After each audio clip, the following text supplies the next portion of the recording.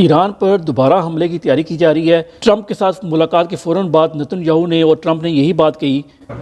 If they will continue with the missiles, yes, the nuclear, fast. جبکہ ایران نے بھی کہا ہے کہ ہم فوری طور پہ تیار ہیں، اور پچھلے 4 دن کے اندر روس کے تقریباً 4 ہرکولیس بڑے طیارے مختلف بڑا اکوپمنٹ لے کے آئے، اور خیال کیا جا رہا ہے کہ یہ S-400 ہے، دفاعی نظام سسٹم جو ہے وہ انسٹال کیا جا رہا ہے ایران کے اندر، اور ایران نے کہا کہ ہم پہلے سے زیادہ تیار ہیں اور پہلے سے زیادہ سخت جواب دیں گے۔ جبکہ ایران کے اندر لوگ مظاہرے کر رہے ہیں، آج بھی مظاہرے کیے ہیں کافی زیادہ، حالانکہ ان کو سمجھنا چاہیے کہ ان کے اوپر تو ایک بڑا دشمن حملہ کرنا چاہتا ہے اور وہ چاہتا ہی ہے کہ ڈیوائڈ کریٹ ہو، لیکن ان سے اگر پوچھیں تو وہ کیا کہتے ہیں کہ اسرائیل اور امریکہ ہمارے خلاف اس لیے ہیں کہ یہ گورنمنٹ ہے، یہ گورنمنٹ چلی جائے گی تو سب ٹھیک ہو جائے گا۔ یہ سنی سنائی بات لگ رہی ہے نا کہ عمران خان چلا جائے گا تو سب ٹھیک ہو جائے گا، لیکن ظاہر ہے اس دفعہ حملہ باہر سے بھی ہوگا اور اندر سے بھی ہوگا، اور رجیم چینج آپریشن کی فل تیاری کی جائے گی ایران کے اندر۔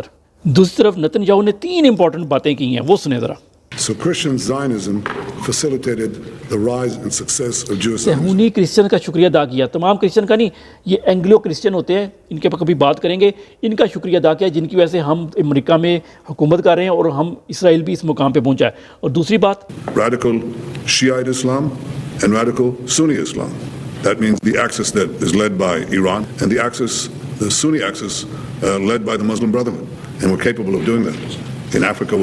2 دشمن ہیں، شیعہ اسلام ایران اور سنی اسلام ایز ویل، تو ان دونوں کو نشانہ بنایا جائے گا۔ اس کی کڑی ہے یہ سعودی عرب اور UAE کی ڈیوائیڈ اور اس سے فائدہ اٹھانا۔